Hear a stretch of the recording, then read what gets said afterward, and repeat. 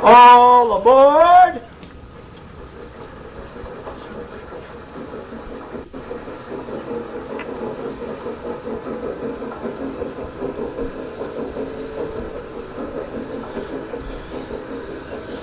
Next stop, Chicago Junction.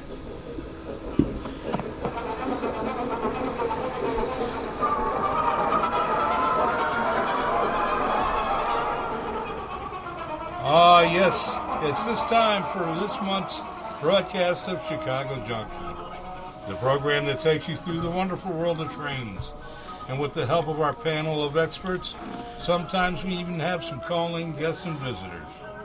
I'm your announcer, Brian Blue, and here's our boss, head of the Windycityhometown Entertainment Network, and Chief Electrical Engineer, Mr. John DeVito.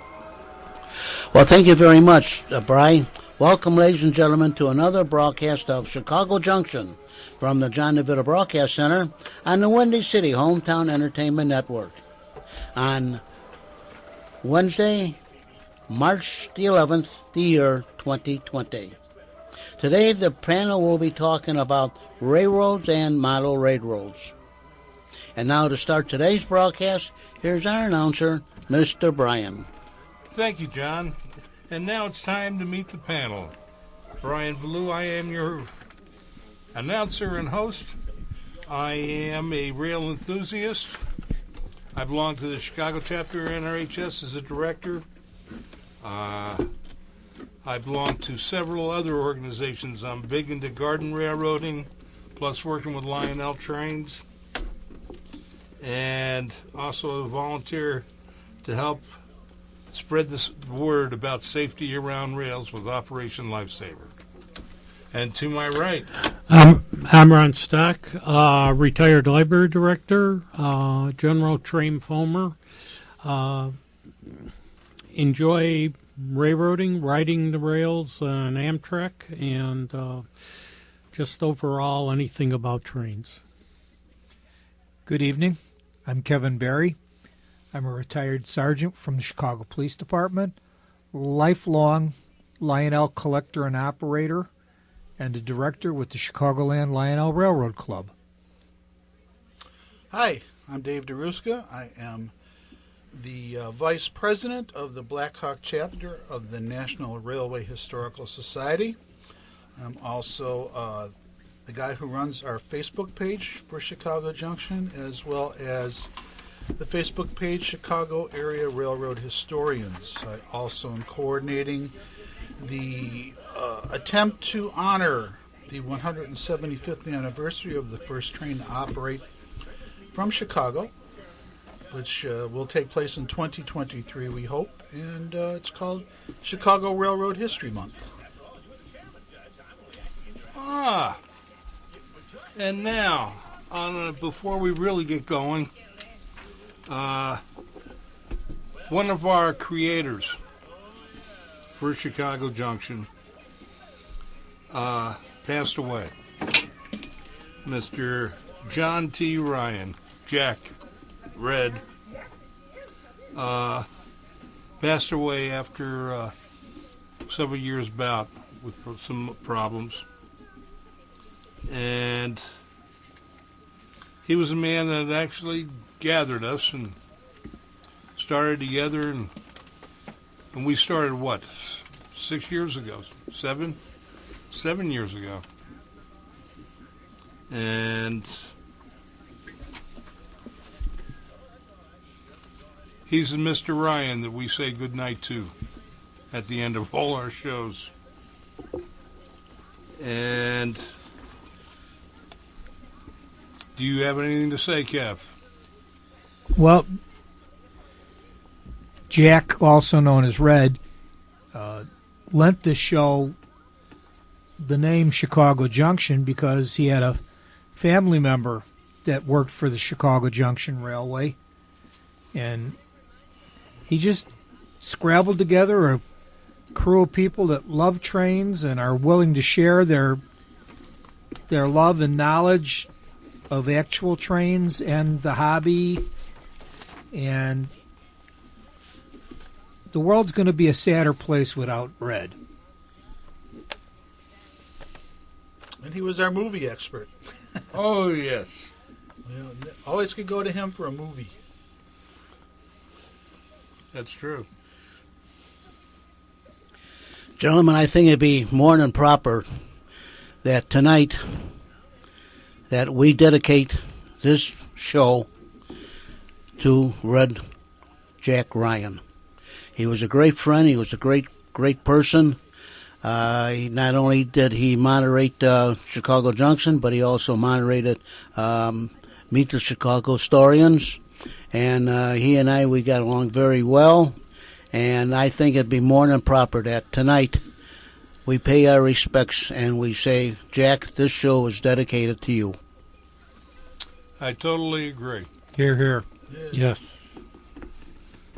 So if you can, if you hear us talking, it's time for you to climb on board, because we're going to be pulling out with you on it. Remember, Jack, happy rails. Yeah, right. Happy rails to you. Want to start off with a little bit of news? Yeah, a little bit of news. Okay, Amtrak advances a plan for the Union Station Food Hall. That's food, F-O-O-D, and not F-O-O-L. Amtrak, the owner of Chicago Union Station, has hired the real estate firm of Cushman and Wakefield to find an operator for a food hall it hopes will revitalize the Clinton Street side of its downtown terminal.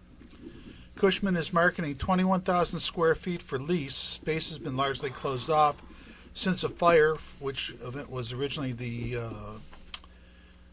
what restaurant was that? The Fred Harvey restaurant. And actually it was a pretty big fire and the station was a mess for many, many years after that until they finally went in and cleaned it up. The food hall will offer a curated selection of vendors. Uh-oh.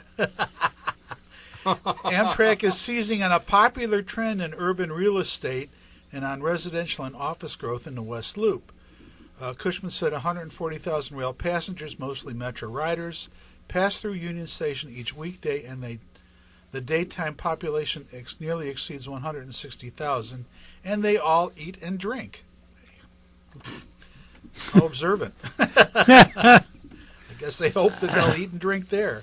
You know how many people are walking through that space every day, and it kind of doesn't change. This spokesperson said, "We're very optimistic that this will be well received."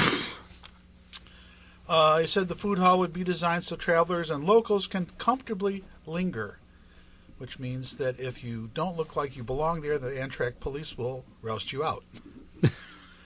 They only want a certain kind of clientele to linger in there.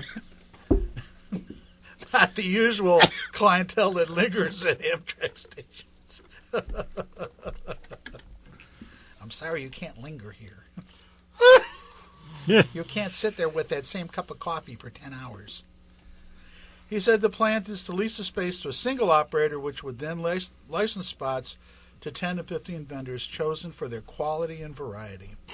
Operations could start by the spring of 2021, he said. So this is a lot like what they did over at the Northwestern Station in the concourse.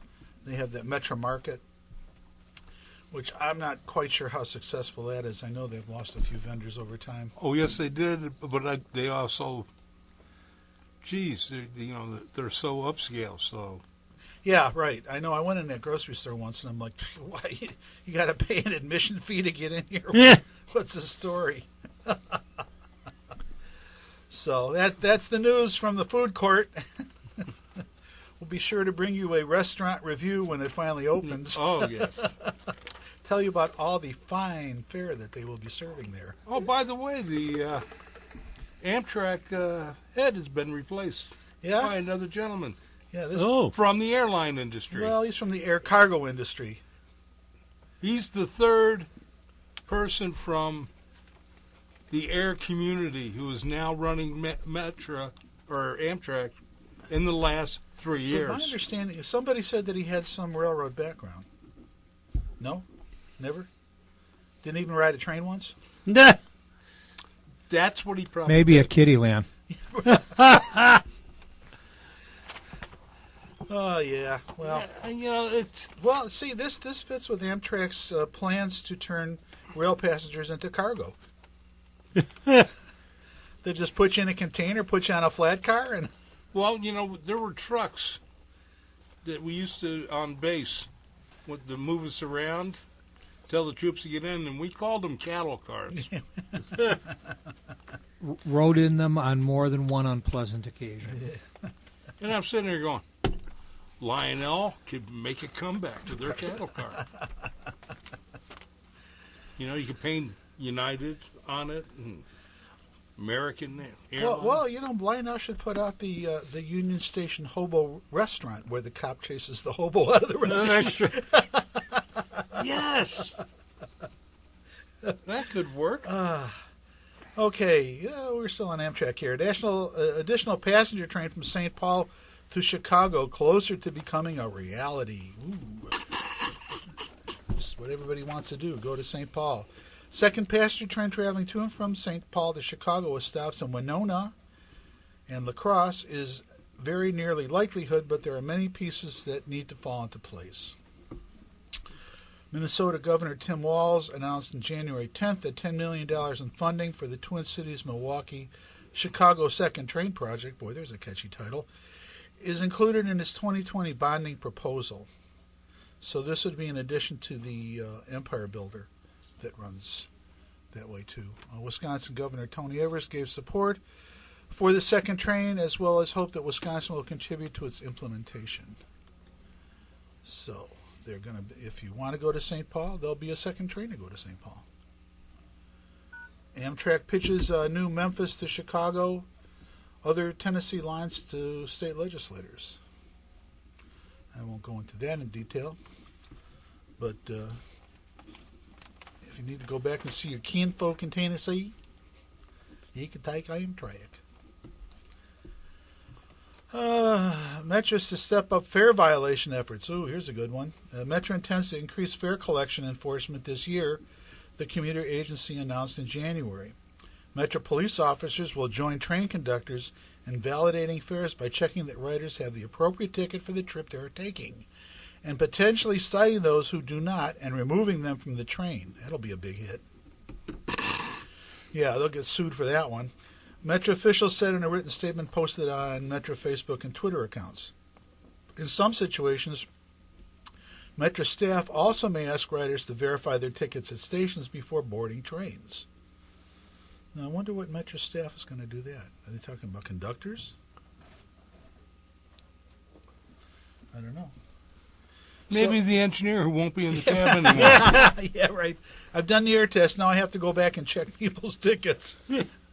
The railroad that used that fare validation method in the past. Hey, we got a call. Sorry. It must be from Red. Yeah. Hello, Red. I'm sorry, gentlemen. That's on me for not silencing. In some situations, Metro may also ask riders to verify their tickets at stations before boarding trains. The railroad has used that fare validation method in the past during high-volume ridership days. We've heard from many customers who want us to make sure we collect the appropriate fare from everyone. Agency officials wrote, "We are listening, and that is why there is some stepped-up efforts by Metro to staff this year." Well, they could put more conductors on the trains, too, instead of trying to get... You mean the ones that they've been furloughing? Yeah, right. Yeah, we're going to step up our pay the fare. Be fair. Pay your fare. But if you can't find a conductor to pay it to, don't worry about it. Let's see. Metro has capital improvements for 2020. Continued work on 11 UP North bridges from Gray Street to Balmoral Avenue. Starting engineering work on the next phase of the project, which will cover bridges over 11 streets from Fullerton Avenue to Cornelia Avenue. The agency will start replacing bridges at Milwaukee Avenue in Chicago on the Milwaukee North line and at 43rd and Root Street, 86th Street and Vincennes Avenue, and at Morgan Street on the Rock Island District line. Metro also wants to finish the second span of the Milwaukee West Bridge over the Fox River at Elgin.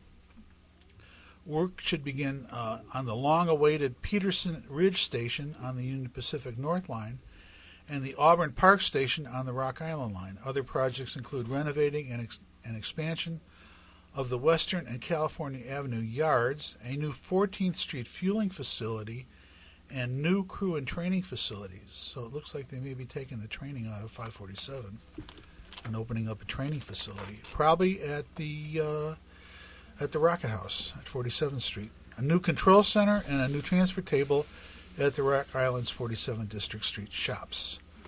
Other Metro projects will include adding heated shelters to stations, signage, lighting, elevator replacements, platform upgrades, parking lot fixes, and other improvements at 20 stations in the next 2 years and 31 stations in the next 5 years. So, here we go. Something interesting. Those Metra SD70 Mac locomotives.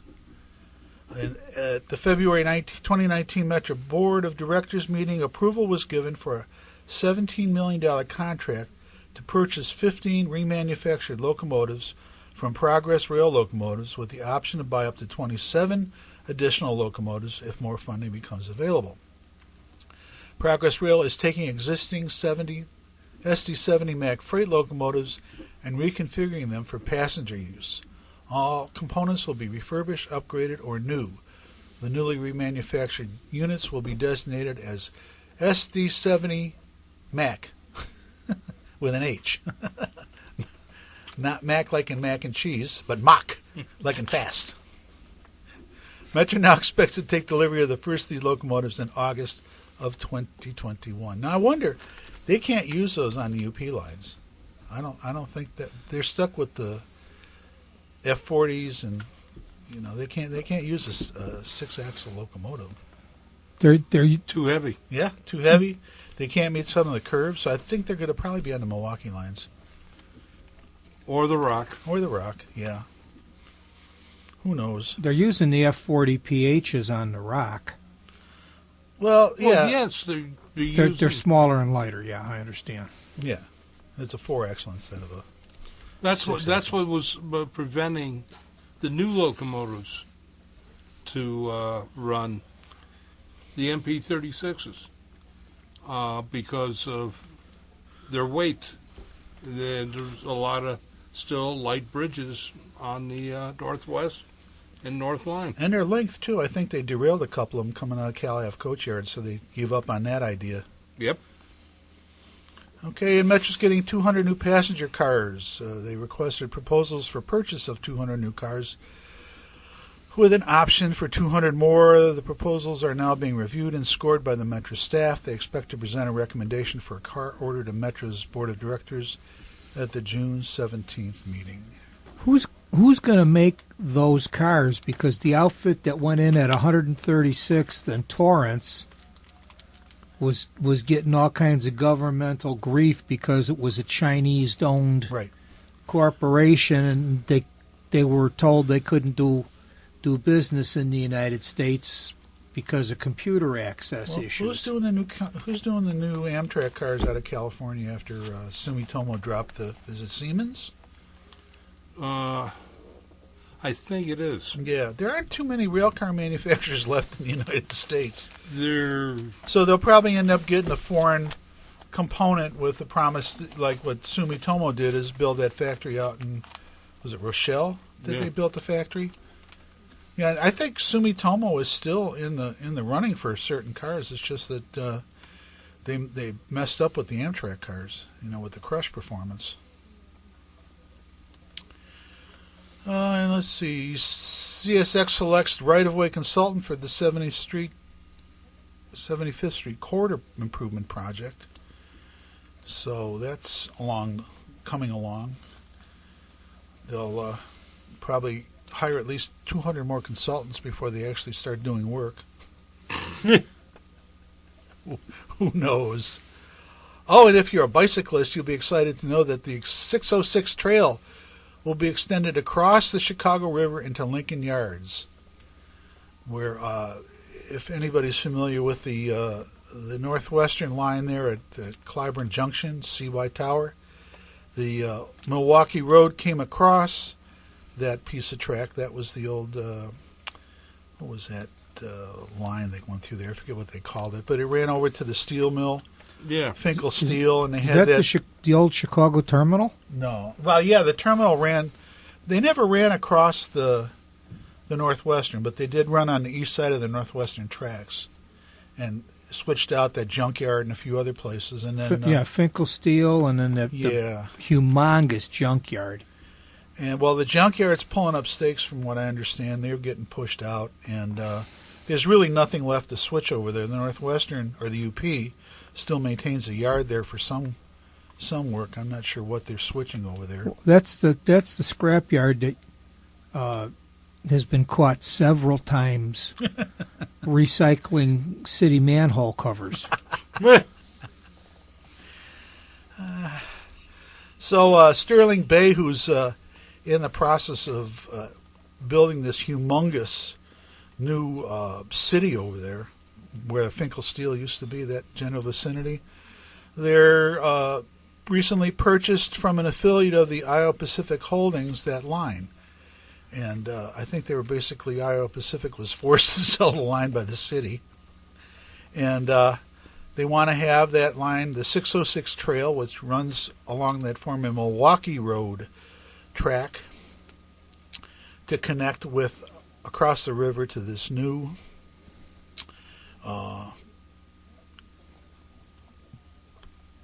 development that's going in. And they're not sure if they're going to do it via tunnel or bridge. And there's also a swing bridge there. And that was one of the Milwaukee Road's unique side, like bobtail swing bridges, that somebody went and stole all the wiring for, and they couldn't they couldn't get it to work. They had to figure out a workaround to get it so they could get all those Iowa Pacific cars out of there. So they may build a new bridge. Local 12 of the Villains, Thieves, and Scoundrels Union can't wait for that to go through, because they want easy access to the easy pickings at the new Lincoln Yard. You're right. Because the 606 trail is just becoming a crime index generator. Yeah, I suppose they're standing on top of each other waiting to mug people, so they got to spread out a little bit. Martin Oberman was named the vice chairman of the Surface Transportation Board. You may remember Martin Oberman as an alderman and a member of the Commuter Railroad Metros Board, and recently a member of the Chicago Metropolitan Agency for Planning. It's amazing how these guys always find these great jobs. Wabtec, Westinghouse Air Brake Technologies Corporation, has announced expansion of its remanufacturing and repair capabilities with the acquisition of Relco Locomotives for $29 million and on a cash and debt-free basis. All conditions for acquisition are complete, and transition will be accretive in 1 year. Boy, that's a word I've never heard of, accretive. Relco Locomotives is a long-established business in the locomotive leasing, rebuilding, and overhaul and maintenance industry, with operations in Alba, Iowa, and Cedar Rapids, Iowa. It has projected sales of for 2019 about $50 million. Now, I wonder, if they're going into all these locomotive repair and locomotive production, who's buying this stuff? Because the railroads are, they've got yards full of locomotives they're not using anymore. Westech has been doing a lot of PTC upgrades, because you'll see engines parked in that yard or siding or whatever you want to call it on 100th Street, east of Torrance Avenue. Yeah. And a day or two later, you see them coming into Westech on 83rd Street, just east of Vincennes. And they pull the sheet metal, and besides doing diesel stuff, they're also working on the electronics. That was where I saw those CIT engines that I asked you about.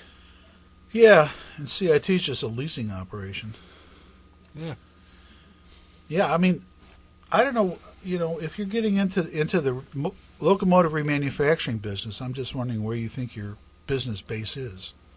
Because, precision railroading is just gutting the locomotive industry. They're just not ordering locomotives, or they're just so many of them sidelined. Yeah, that's what's happening now. Yeah, a lot. Well, this precision railroading.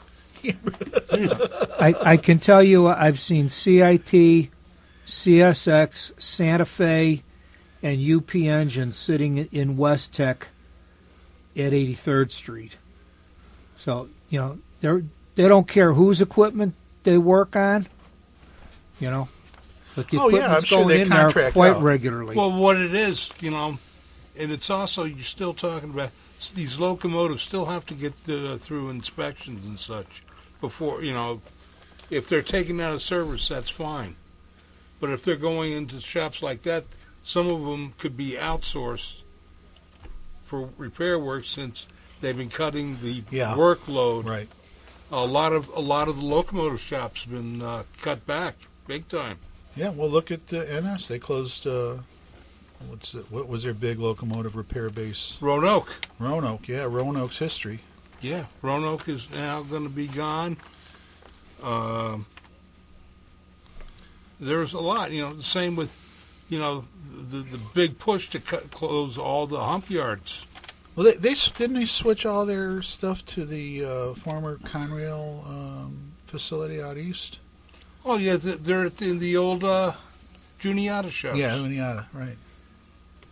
As long as they keep enough overhead cover at Roanoke for the 611 and the 1218 and. Oh, that's in the Transportation Museum. Those people take care of the stuff they have there. Yeah, I don't know. Maybe those. I'm sure you'll get into locomotive stuff a little later about UP retiring one of their engines. Is it retired or is it just going in for major overhaul? 3985? Yeah. Retired. Yeah. They're only going to keep 2 locomotives operational. Mm-hmm. Okay, one more item and then I'll yield the floor. Work to begin on Visitor Center in the Pullman Historical Clock Tower. The long-awaited construction of a visitor center at the Pullman National Monument kicked off in February as the massive renovation of the neighborhood's iconic clock tower rolls on. The National Park Service, which is leading the project, hopes to complete the visitor center by spring of 2021. It just awarded $5.8 million contract for the work. The center will be housed inside the Pullman Clock Tower, an administration building on Cottage Grove Avenue, the former headquarters of the Pullman Company. It's part of a multi-million-dollar effort to revive the historical Pullman district, which is now called the Pullman National Monument, to honor the first model planned industrial community of the United States. We will have exhibits, a meeting space, public restrooms, oh that's good, and a small store, said Sue Bennett, acting superintendent of the Pullman National Monument. And they now have a permanent direct superintendent, so she's stepped back to her previous position. The contract for the construction of the visitor center was awarded to Griggs Mitchell and Alma of Illinois, a small woman-owned company, through a national competition. The project is the third of 4 construction phases and included replacing the shingled roof on the clock tower building and repairing and installing windows. Of course, they had a catastrophic fire there, and the original interior was damaged and was completely gutted, so that will not be restored. That being said, for our new project, we are making the main entrance corridor similar to what might have been in the original design, or trying to remain and maintain the exposed brick. The center will serve as a one-stop planning destination for the National Park Service and its partners, the Pullman State Historic Site, the Illinois Department of Natural Resources, the Historic Pullman Foundation, and the National A. Philip Randolph Pullman Porter Museum. Visitors will get an overview of the really interesting and complex stories associated with the Pullman site, and then join us or one of our partners for a more in-depth experience on something that they like, Bennett said. Now, I was asked if I'd be interested in being on the board of the Historic Pullman Foundation, and I declined. Too much on my plate and too much politics in Pullman. Big-time politics. They need a new visitor center because the building at 112th and Cottage Grove it has so much material in it that it just cannot be properly displayed. And I was there Father's Day 2 years ago, and they need to redo the building, the clock tower building. It needs air conditioning. I have survived the displeasure of Jesuits and didn't sweat as much as I did in that building. Yeah, they had a Labor Day event there in the factory part of the building, and it was horrendously, it was awful. It was like a steamy, hot summer day, and it was just miserable. I mean, I didn't last very long. I got up and left. Yeah, I've been in touch with the people in Pullman, the National Park Service people. They're a nice bunch of people. Well, some of them are, yeah. But the one of the big problems in the neighborhood, the people who live in Pullman who don't appreciate the National Park Service being there and calling the shots are very upset about a number of things. Obviously, again, it's all politics. The people that are getting the contracts are politically connected. A lot of the projects are politically connected. The alderman is not interested in hearing what the community has to say about what's going on there. They've already made up their mind what they're going to do with zero community input. And people are genuinely concerned about property values. They're going up and getting priced out of the community. The developers are already looking. Well, there was one specific developer who went in and bought a bunch of abandoned buildings and is now being sued by the city for basically holding them and doing nothing, not even stabilizing them, just sitting on them and waiting to sell them for a profit, despite promising to do things with them. Yeah. And I guess the developers are looking to the west, to the Kensington area. There's a lot of potential there. And it's gonna be a big change if everything goes through the way the people there who are in control. There are buildings west of Cottage Grove, yeah, that are disappearing. One was the tavern at 115th and King Drive. Oh, that's been long. That's ago. a parking lot now. What used to be Pullman Wine and Cheese at 115th and Forest became some other kind of food store, and now it's just empty. There's a lot of the stores on 115th Street between the Viaduct and Indiana Avenue they're gone. They're empty. Right. Well, somebody's probably has purchased them since and is sitting on it. Just waiting for the big hoo-ha. The big change. They rebuilt the old police station at 115th in Indiana. The city still owns it, but I think it's part of the city board of health now. It's Planned Parenting and Child Health. They have completely redone the outside of the building. It's all changing. Yeah, and it will continue to. Yeah, I got a couple of things. You never know what you're going to trip over when you're a rail fan. I went into a store out at 154th and Cicero looking for some coin collecting stuff, and they had a shoebox on the counter, and it said tokens, 25 cents a piece, 5 for $1. And I wound up walking out with 7 streetcar and subway tokens, which was sort of neat. The majority of them are a little bit smaller than a dime. You wouldn't confuse it with a dime, except for Joliet. Joliet was about between a nickel and a quarter in size. So I've got 8 cities. The two that immediately come to mind are Honolulu and San Antonio. I don't know if either of those cities still have streetcars. St. Louis had a streetcar, but last time Uncle Brian talked about it, it didn't sound like it was going to survive. And then, Jeffrey Bear just did a 3-hour special for WTTW called Chicago by L, and it covers all the different lines: red, blue, green, brown, orange, yellow, pink, and purple. I caught a half an hour of it. It sounds like Skittles. Yeah. Yeah. Actually, you can buy the DVD for it. Or wait till So it comes on again. It'll repeat endlessly because it's part of their. It's part of you. Send us money and we got it. It was Such a deal we have for you. It was broadcast on March 4th and March 9th. I'm sure it's going to pop up again because when they get Jeffrey Bear to do something, they show it until the videotape disintegrates. Yes, they beat you over the head with it. Oh, it's fun. No, my wife actually recorded it, and we watched it all. And it was funny because there was one I guess into the second hour, they actually used the some of the cars they got in their collection. They're brown and orange and such. Yeah.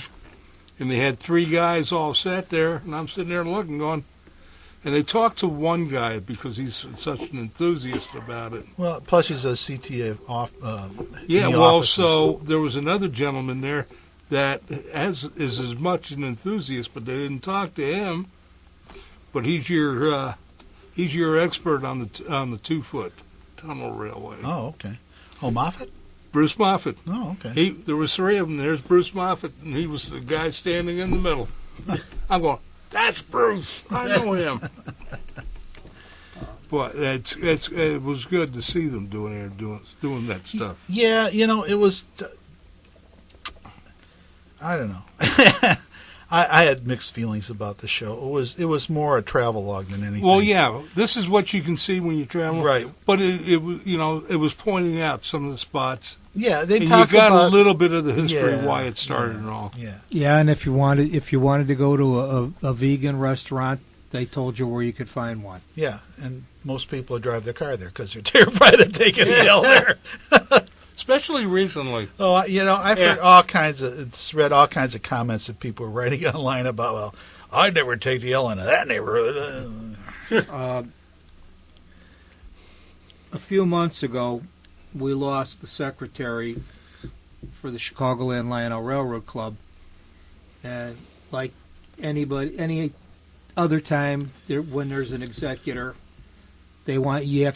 somebody has to go through all their stuff. Well, I got lucky because the guy who was clearing this gentleman's locker found a Lionel Tomb of the Unknowns boxcar that had never been on track. And I was asked if I was interested at the price that it had originally been shipped at. And when I got through drooling, I said, yes, definitely. How soon can I take possession? But it is a standard boxcar with a brakeman mechanism in it. And instead of a brakeman, there is an U.S. Army enlisted man in the dress blue uniform and the M14 rifle and bayonet. And he basically walks post on the roof ridge of the boxcar in a manner similar to what the guards at the Tomb of the Unknown would do. And on the door, the car is white with black lettering and gray detailing, and on the door is the logo Silence and Respect.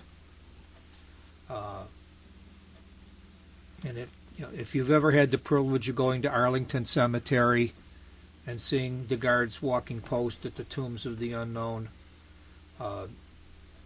this car will evoke a visceral reaction.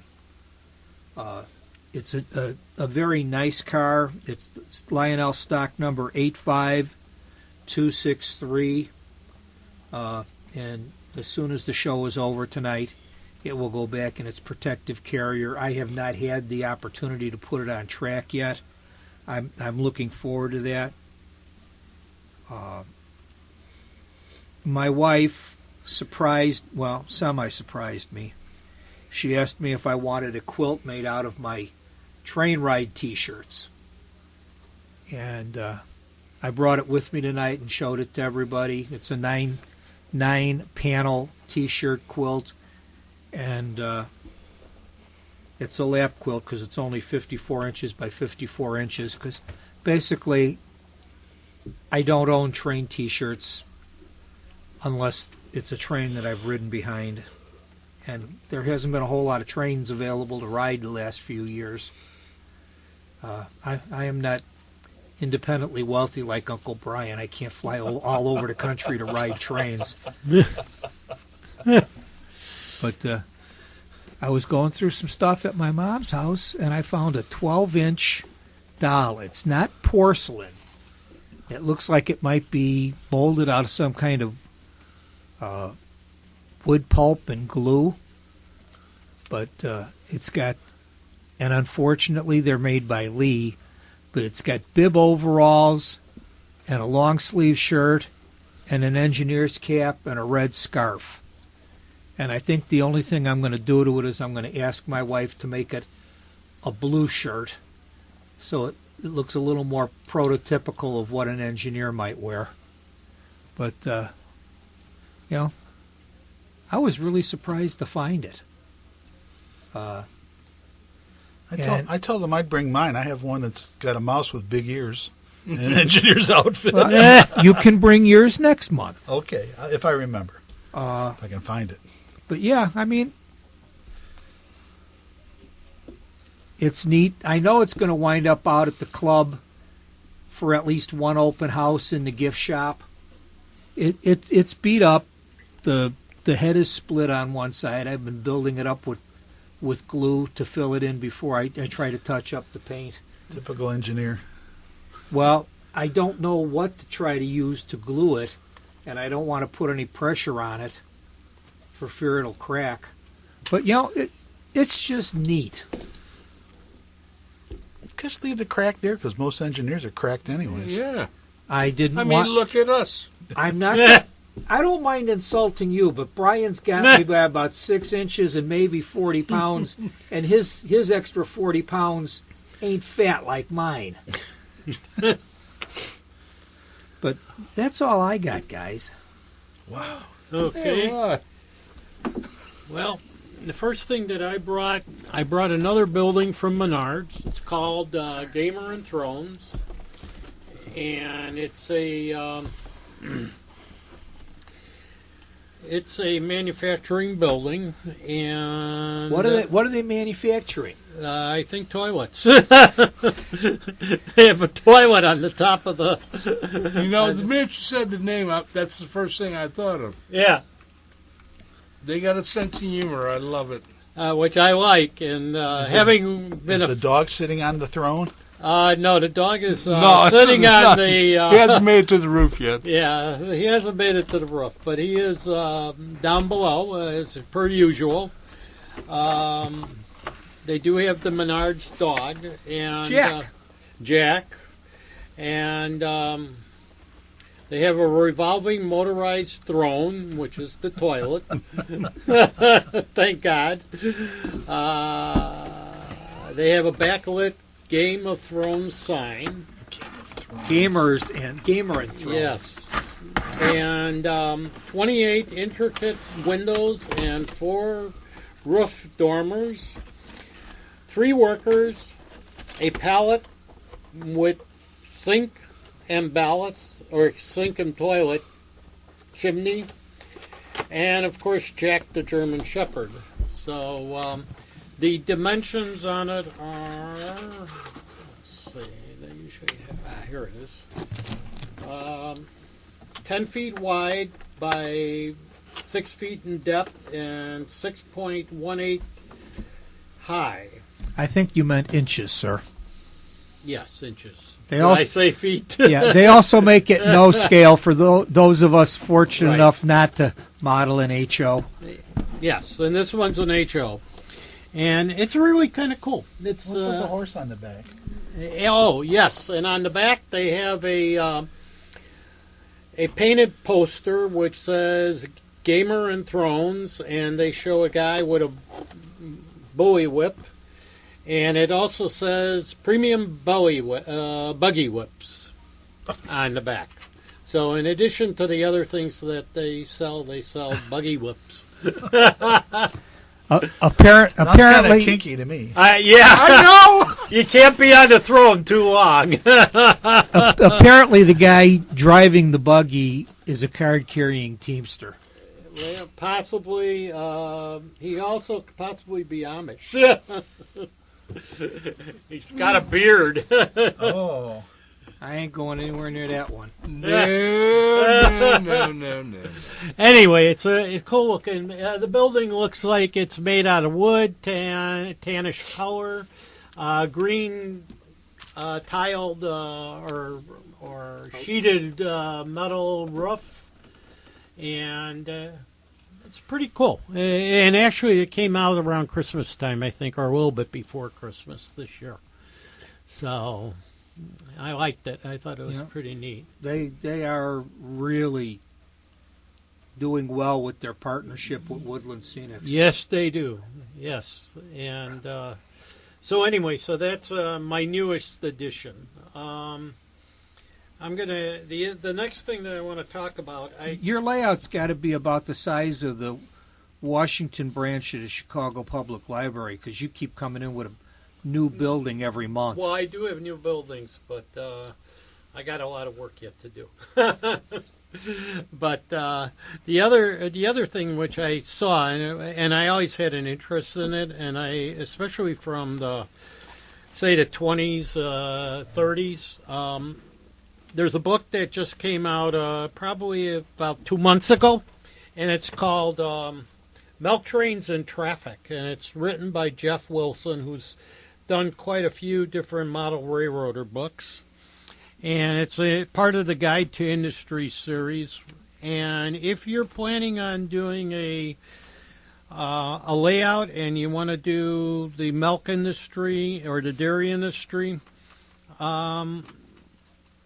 it's a great book for photographs from that era, as well as what type of cars they used. And I haven't read it yet. I want to go through and read it because I don't know what they have these cars which reminded me more of today's steel cars, where they have the caps on them and that.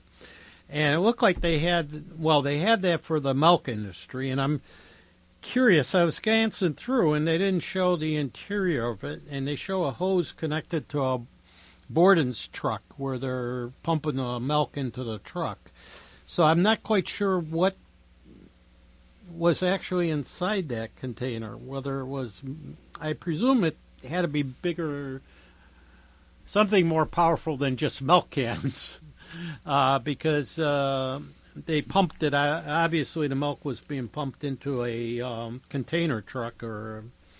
So anyway. They have a milk car open to display down in St. Louis at the Museum of Transportation. Oh, really? Okay. And it has two spherical tanks, one at either end of the car, okay, with a pumping unit in the middle.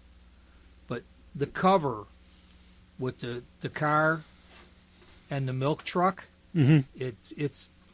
The Borden's milk truck has a slanted rear end, mm-hmm. and that model popped up in the Diecast Direct catalog, I believe, 3 months or 6 months ago. Oh. So did he have it? I presume that's Lionel scale. Yes, it's 143 scale. But, I mean, just the fact, the coincidence of the model becoming available and then this book coming out, or this book coming into your possession, the possibilities of modeling industry is becoming more and more a reality as specialized vehicles show up. Menards just brought their concrete pump and their tower crane mm-hmm. back out after having been out of circulation for about a year.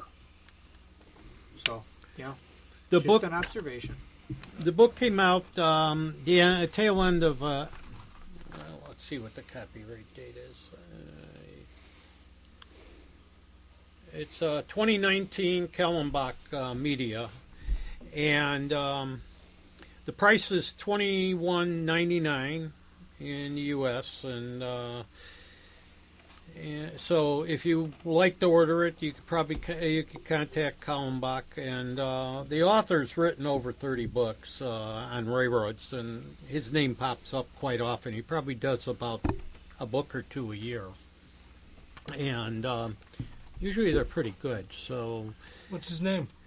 Jeff Wilson, Wilson, and. So, and most of the photographs, I would say, go up to about the 50s, but a lot of them are, a lot of the photographs are more in the, I'd say, 1800s to, say, 20s and 30s. But it's pretty cool. The photograph, he has great photographs, most of which are Eastern railroads, by the way. So. Yeah, I wouldn't know anything about them. As a matter of fact, I noticed a couple of them were ones that you worked with or worked on. The other thing that I got this through a patron. He gave it to me. Amtrak is doing rail vacations, and this brochure was for 2019 and 2020. And so they may have a newer edition, but basically Amtrak's trying to push some of the national parks and various places to travel, and they have certain number of trips and what the cost is, like to Yellowstone and Glacier. And I've gotten 2 emails from Amtrak in the last 8 days for the Glacier National Park trip. I have not gotten anything, and I have to admit, I've been having email problems. That's another reason why I didn't send out a notice. But I keep getting my rewards from Amtrak. Somebody did a series of posters based on criticisms that parkgoers had sent into the National Park Service about their parks. Uh-huh. And like one of them was too many trees and gray rocks. And so they did a poster of Glacier National Park with the things, too many trees and gray rocks. Yeah. And I think that may have been the National Park Service that did it. They're pretty funny. You know, that's good that they have a sense of humor about it. Yeah, but, well, most Right. people are like, it's for Actually, the National Park. Well, some people, they're actually serious when they say something like they that. are. They're, Right. They're seriously idiots. That would Right. that's Yes, a great that's true. tagline to sell the park. Yeah, too many trees. Too many And trees lots of and gray gray rocks. I mean, So anyway, they have various places you can travel. The one trip that I'm open to now has got Washington, D.C. you start out at, and go to Chicago, go to Seattle, down to L.A., and end up in New Orleans and back to Washington. You originated there. it's a shame you can't terminate in New Orleans and take the city of New Orleans back to Chicago. No, see, they were doing a complete circle trip. I understand. If you want to go through the middle, by God, you can do it. that. I want to ride the Charles Street trolley and have coffee and beignets at Café du Monde, and then see the National World War II Museum. Yep. Oh, you just want to have some of that blackened chicken. That too. Yep. You know, they had a way to come up with it when they had burned all their food. Oh, it's just blackened. Bam. No, that's New York. What else you got? What's that green thing?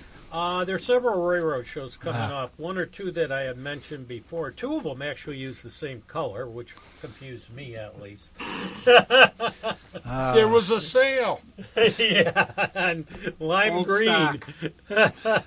Overstock sale. Anyway, the first one that I got is the Lake County Model Railroad Club, which I mentioned last month. It's a spring open house. It's actually this weekend, March 14th and 15th, from 11 a.m. to 4 p.m. That's Saturday and Sunday. They're an HO Railroad Club, and they're located in Wakanda, Illinois. It's the Lake County Model Railroad Club. The following week, on the 21st, is a one-day show, and I like this one because I have gone to it. I've been at the other one also, but the Lions Township High School Fieldhouse has every gauge there, and sometimes quite a few multiple layouts by various clubs, and they probably have about, I would say, 14 to 18 different layouts throughout their gymnasium, and it's on Saturday the 21st. It's 9 to 5. It's at the Lions Township High School Fieldhouse, which is 100 South Brainerd Avenue, corner to Brainerd and Cosket in LaGrange, Illinois. That's what, the All-American? Yes, Yeah. All-American Railroad Show. Yes. Although that's a bit of a misnomer because they do have several of the British. They have had a couple of the British layouts or German layouts there. Don't go there. No. They're cool too. Don't go there. The other open house, which is coming up it's on a Sunday, April 5th, 2021 to 4 o'clock in the afternoon. It's the Garfield Clarendon Model Railroad Club, which was in a couple of shows about a few months, maybe a year ago. They were having some difficulties at their club, but the problem was that the Park District wanted to get rehab. Right. Well, they didn't want to get them out. They wanted to rehab the building completely. Yeah. And I think that meant that the club would have to have closed down and left, but they worked out some kind of arrangement so that they'd stay. Yeah. And there was a lot of support from the community for that, by the way. And the Trib ran a really good article when that came out. Mm-hmm. And they had some great... They had like a two-page newspaper article about it, which is quite a bit of dedication for a newspaper. They can't give us any ink about the Chicago Railroad History Month. Yeah, but Clarendon got it. Oh, God. God bless them. Well, I'll have to figure out who their PR person is. And then the final one, which is April 26th in Elk Grove, Illinois, on a Sunday, they're having the Chicago Railroad Memorabilia Show, the 40th annual, by the way, and it's at the Holiday Inn, Elk Grove Village, 1000 Bussey Road in Elk Grove, Illinois.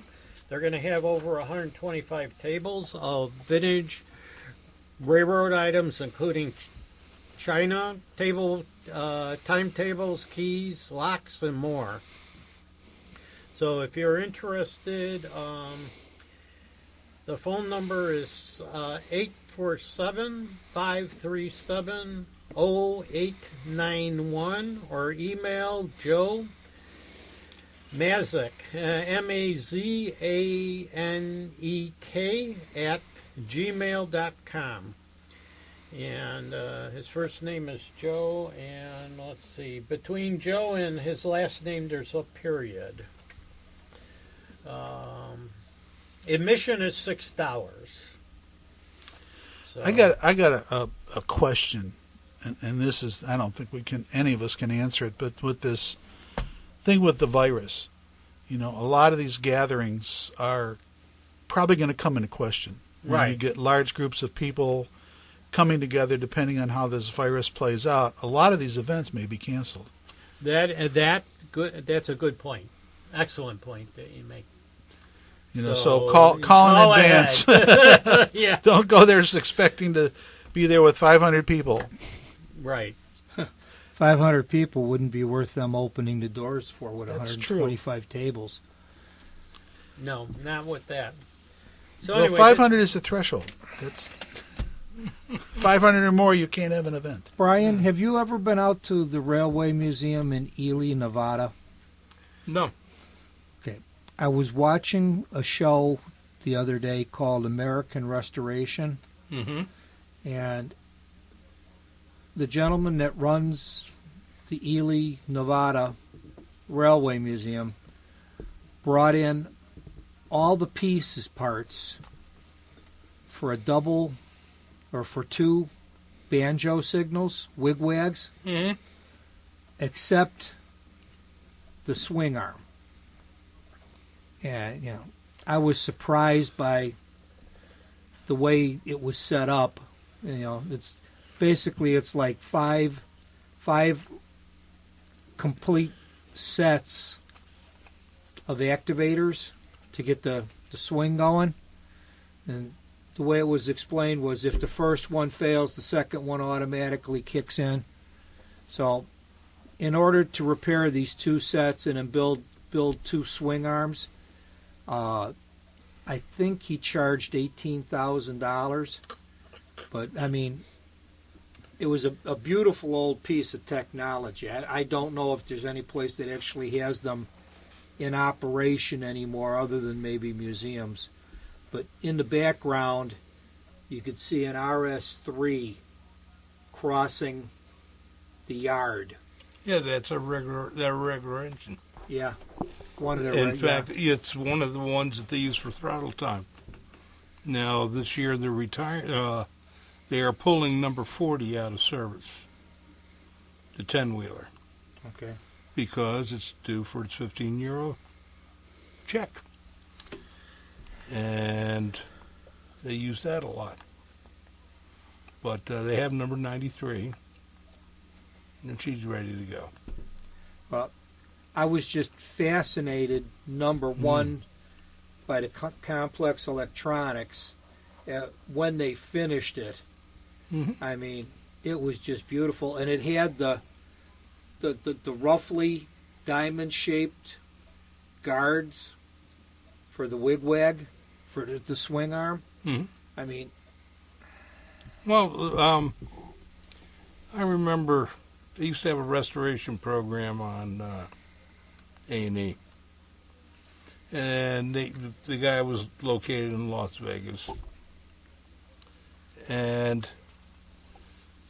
Eli was a customer. After a couple of years, Eli was coming down and bringing stuff, and he was restoring it. well, He had one that was basically a pneumatic-powered concrete shover and used in making the tunnels and spraying the concrete on for the linings. And they found out that it had a lot of concrete left in it. that's far more common than most people think. Mm-hmm. Ozinga's got had, I don't know if it's Ozinga anymore, at 103rd and Stony Island on the north side of the 103rd Street. It's on Norfolk Southern property. I guess they lease it. But they had a new driver, and he came in, and they told him, you're going to need 16 yards, I believe was what they told him, for what you got today. He says, no problem. There's that much in the drum. He hadn't cleaned out the drum. He spent the next 2 days in the drum with a jackhammer, chipping the hardened concrete out. I don't think he made that mistake a second time. I'm surprised he was still employed there. Well, this was left over from the old railroad days when they were doing it. Well, I'll tell you, they're putting a house up not far from me. And I was watching the guy meticulously cleaning the truck. Yeah. What you got, Uncle Brian? Well, if restoration news, the biggest thing out of the restoration is there is light at the end of the tunnel. for the East Broad Top Railroad. Don't pay any attention to us. Yeah. No, East Broad Top finally has a solid financial backing.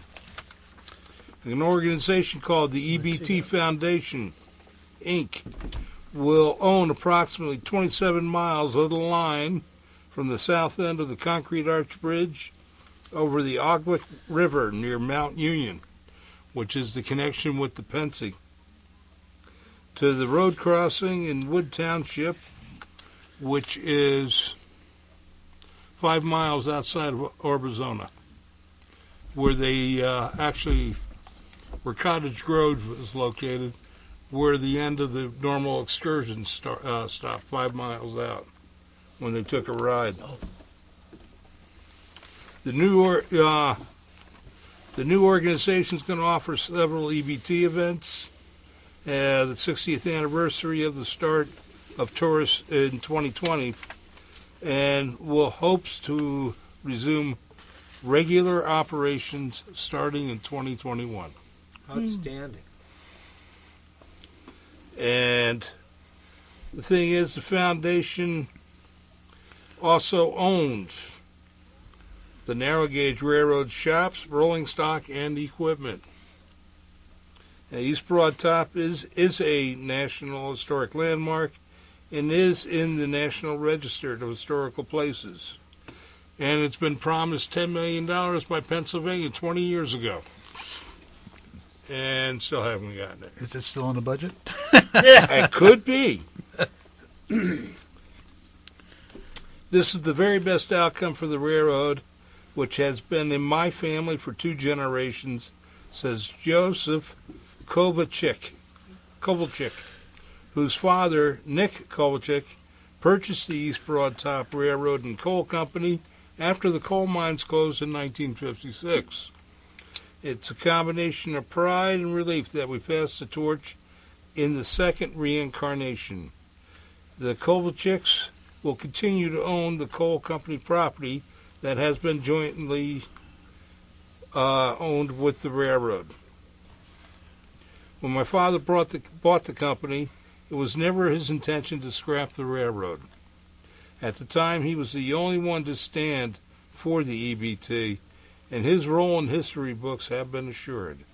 My generation has struggled to balance the need to preserve this national treasure with running it as a business.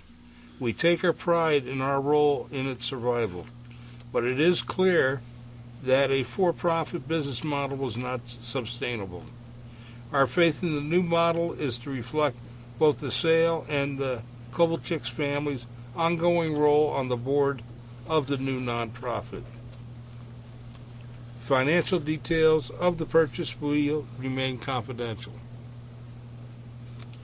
Brad Esposito, a 20-year veteran of the Buffalo and Pittsburgh Railroad, a Genesee and Wyoming Inc. Company, led the effort to purchase the EBT, along with longtime EBT enthusiasts Brian Brightbill, Lawrence B. Miller, and Stephen Lane. Backers of the new organization include 3 rail industry and rail preservation heavyweights: Wick Moorman, former chairman and CEO of Norfolk Southern and former CEO of Amtrak; Henry Posner, former Conrail manager, who is chairman of the Iowa Interstate Railway and the Railroad Development Corporation of Pittsburgh; Bennett Levine, a retired mechanical and electrical engineer who owns the Juniata Terminal Company, which operates 2 Pennsy Railroad E8 diesel locomotives. Esposito will become the general manager of the railroad. He says the EBT Foundation has a 3-part mission. It's committed, first, to preserving and operating the East Broad Top as a steam railroad. Second, of educating visitors about the role of the railroads in local and national history. And third, to promoting local and regional tourism and economic growth.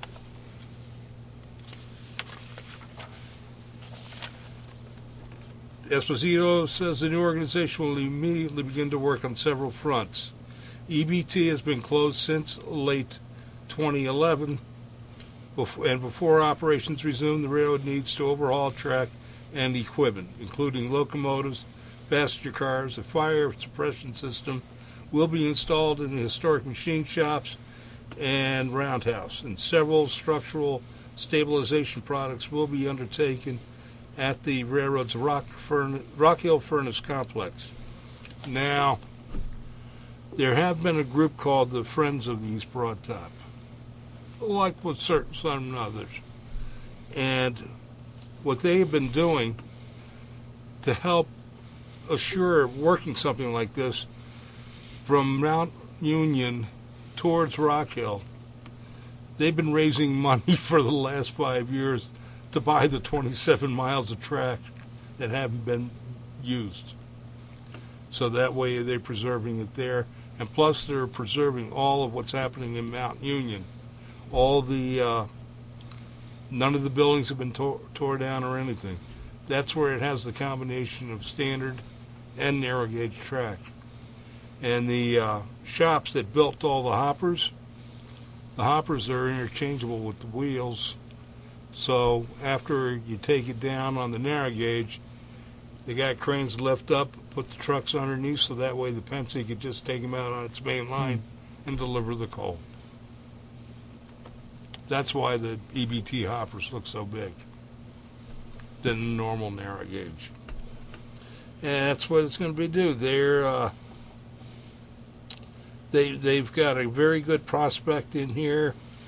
The organization has layers that also include Lynn Modinger, former president of the Strasburg Railroad, one of the most successful tourist railroads in the U.S., and Rod Case, a partner of the consulting firm Oliver Wyman, who leads with their railway practice. Lynn Modinger is going to be putting together teams to start looking at the locomotives and go through each one and to get them ready for operation. And the Friends have been doing building maintenance on their own, keeping all the structures from collapsing and stuff. And in fact, they've been installing the pipework for the fire suppression systems. That's been an ongoing thing for the last 3 years. So this is basically the oldest narrow gauge railway, built in 1872. So it does precede the Rio Grande. Okay. So it goes back, it's basically started 7 years after the end of the Civil War. Yeah. Well, they found good coal mines. And the thing is, Rock Hill Furnace, the branch line that goes up to one of the mines, has been taken over and is being used by the Rock Hill Furnace Trolley Museum. And they laid down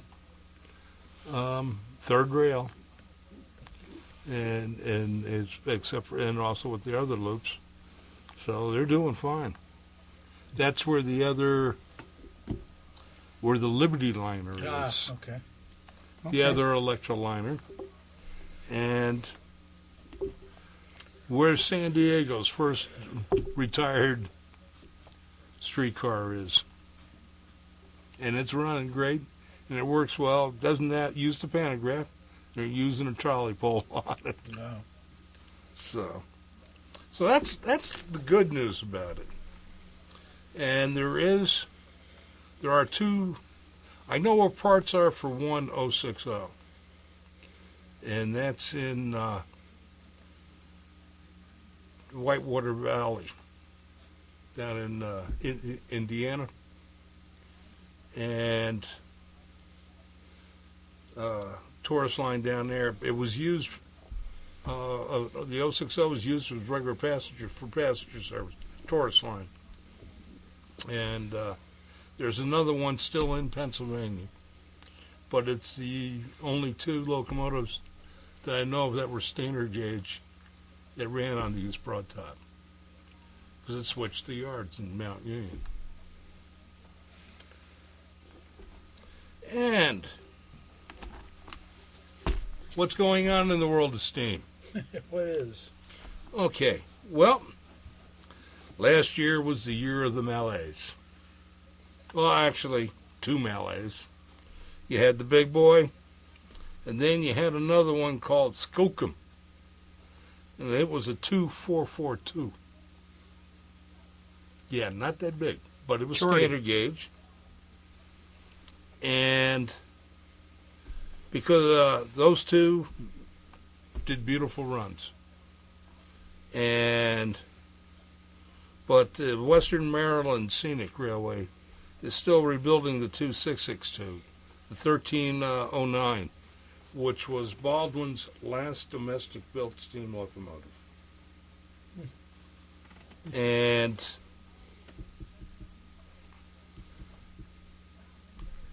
I tried getting hold of him today. Left a couple messages to have him call back. Because I've been hearing things, everybody's been hearing rumors. And I wanted to get the exact picture. But it was a story I read last month that said, yeah, we got to raise about 700,000 more if we're going to finish. And I'm going, why does the price keep going up on how much more money to raise? So I was going to ask questions, and they were probably going to hang up on me. So, well, you tell them you're a correspondent with the Chicago Junction Yes. radio show. In-depth. I know, and I said, and I'll even let you give us a call. Yeah, right. In fact, but so nothing. I can't really say anything about that. What they're doing. I know the one guy that they have set to work. He's trying to, and he's finding traps along the way. But let's see what else we got going on, which is good. Well, they finally converted one of their Mikados, number 493. It's converted to be an oil burner. Now, who's this? On the Durango and Silverton. This way, they got an oil burner that won't start forest fires. Approved by Smokey the Bear. Oh, yeah.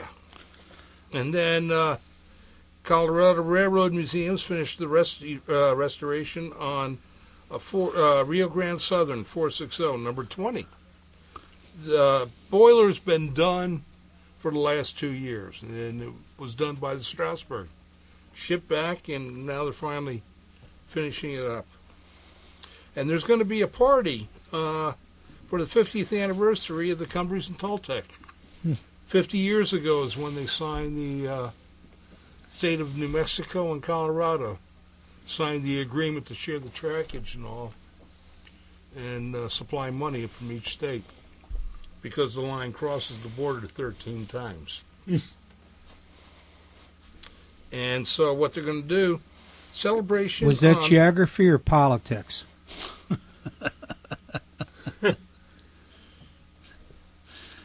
On August 22nd to the 30th, they're going to have Victorian Iron Horse Roundup, featuring pre-1900 locomotives. Gathering is the number 1 steam event of the year, like Promontory was in 2019. Rio Grande number 280, 315 will be backdated to 425, but it was built before 1900. Newly built, the 460, 168 will have a starring role in it. Visiting 440 Eureka from Las Vegas, and 1875 260 Glenbrook from the Nevada State Railroad Museum will be there for a once-in-a-lifetime gathering. With the success last year of Big Boys Tour, they're going to hit the Pacific Northwest this year when they go out. In the Southeast, Tennessee Valley Railway Museum will have day-long excursions on a short line partner in northern Georgia, and we'll be back. And of course, in the Midwest, 765 is going to head for Cuyahoga Valley and run on the scenic railway there. And in the Midwest, Iowa Interstate will run one of the Chinese-built 210-2s to benefit the emergency responders, like they did last year. Others nearing completion include in Santa Fe, in Albuquerque, New Mexico, Santa Fe 484 2926 is nearing completion. She has been fired up and all. They're getting the finishing touches on her. Hopefully before the end of the year they'll do a run. Black Hills Central is rebuilding another Mallet 2662, number 108 in South Dakota, so they'll have two of them running. Down U.S. Sugar 462, number 148, originally Florida East Coast. And they're going to be running. And like we mentioned before, Nevada Northern 4460, number 40, needs its 15-year inspection.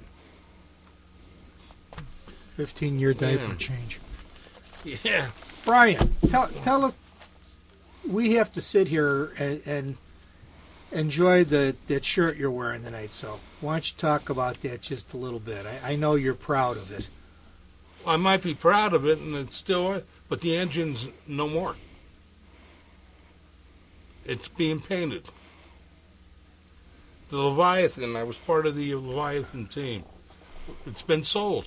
Oh, no. It's in Elizabethtown, Pennsylvania. What new iteration will it be? Pennsylvania.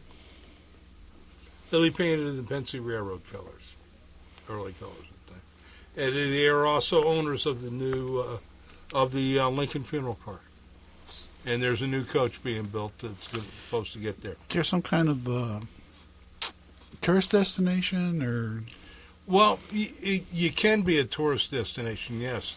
It's a farm that some rich folks own, people with money.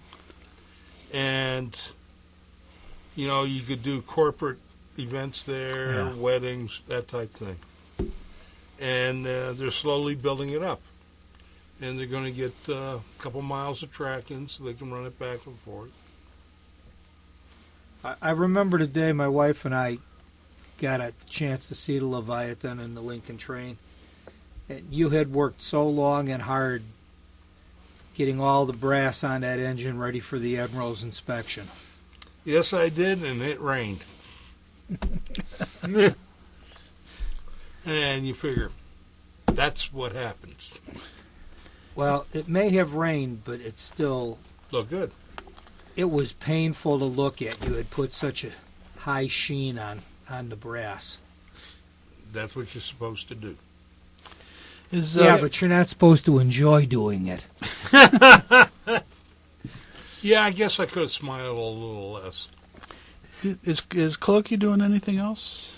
Right now, it's just trying to build that passenger car. In fact, they're building it using the photographs of the coach that was behind the Pioneer.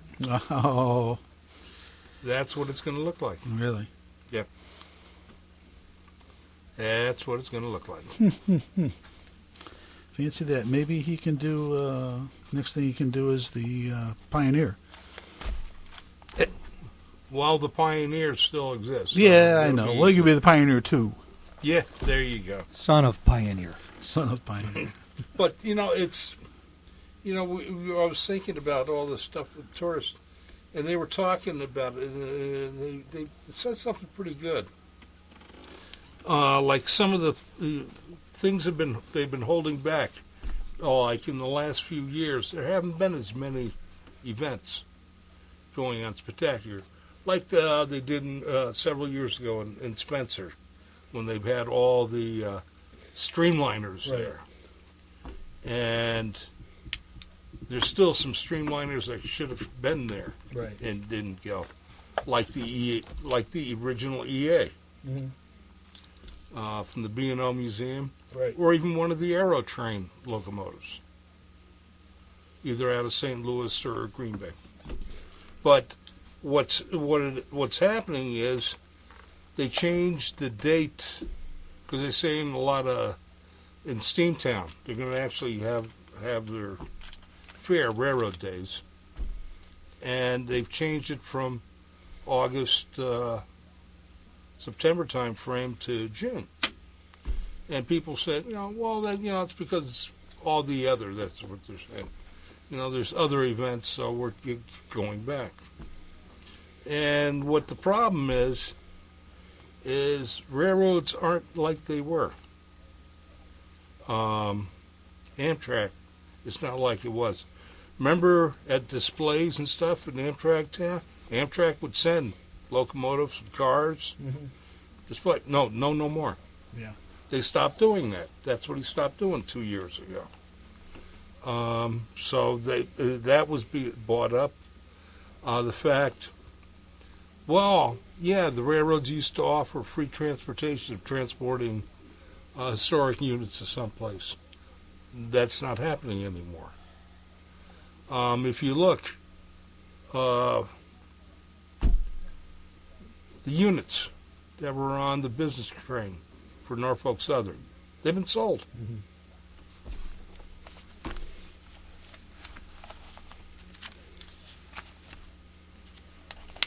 Come on, I know what's in here.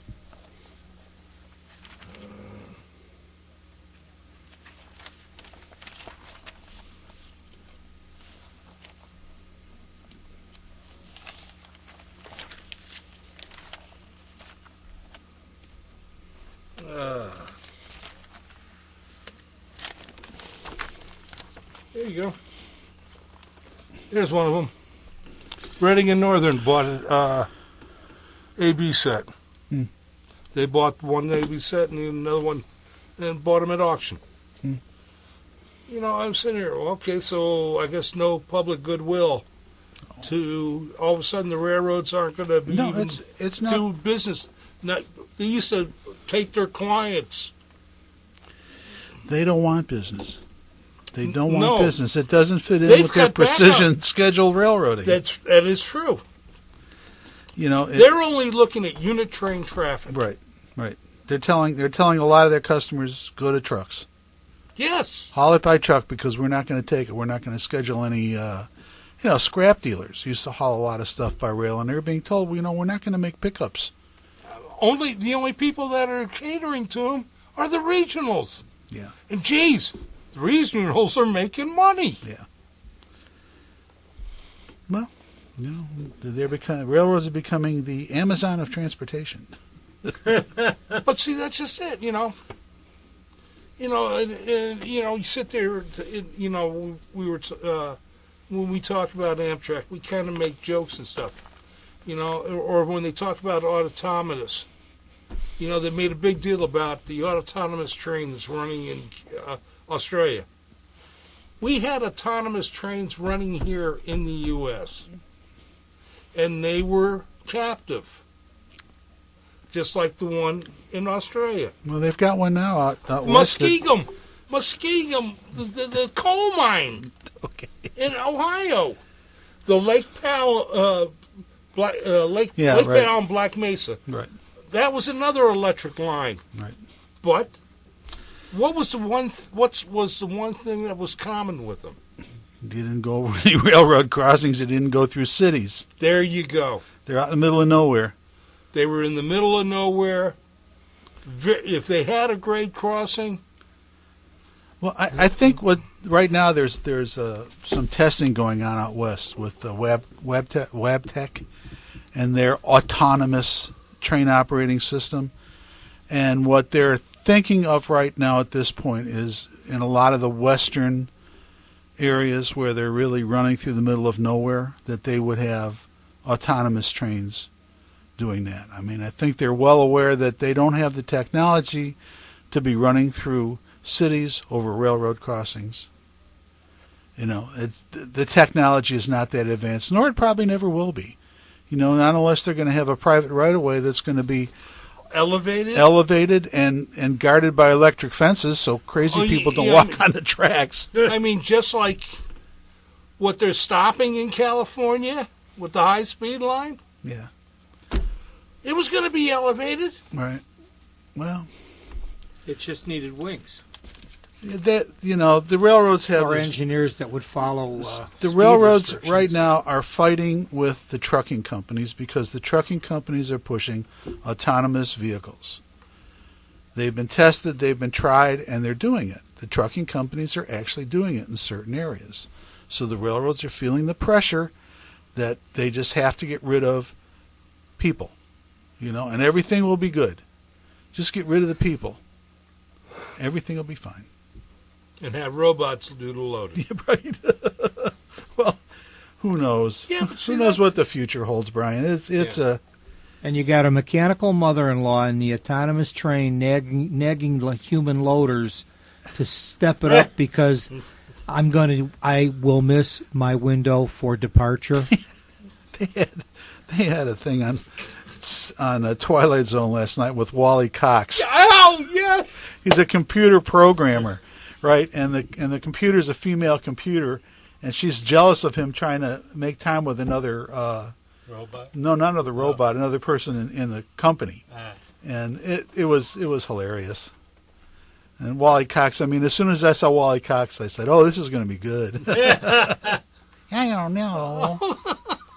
Oh, My Mr. Peepers. My favorite Twilight Zone is where the guy falls asleep on his train trip home after a long day, and he wakes up, and there's nobody on the train but him, and all of a sudden the car starts rising up off the track, and here's the 60-foot passenger car, and a 5-year-old is looking in the window.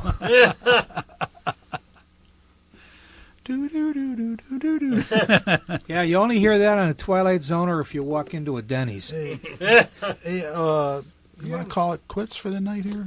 I think we've had a good run. Yeah, we've gotten you all worked up, that's for sure. We're all worked up. Oh, come on. I'm cool as a cucumber. That's true. You did it took you a long time, but you finally pushed the right button. There you go. I think we're going to be calling it quits. And we say good night, Mr. Ryan, wherever Wherever you you are.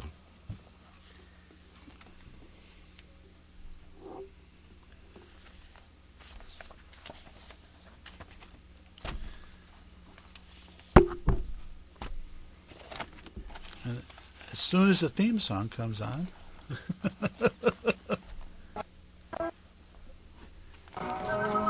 There it is.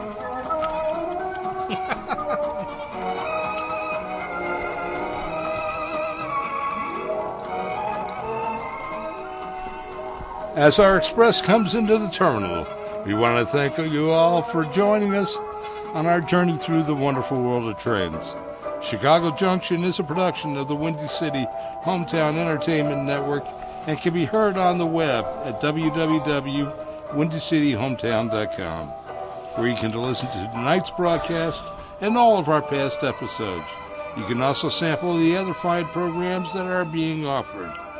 And also remember, we do have a Facebook page. If you have a suggestion for us, please let us know. Keep it clean.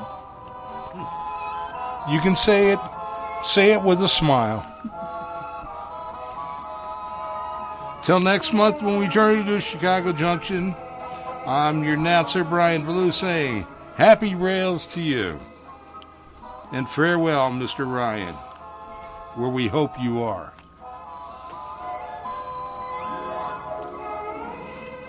You've been listening to Chicago Junction on the Windy City Hometown Entertainment Network from the John DeVita Broadcast Center on Wednesday, March the 11th, the year 2020.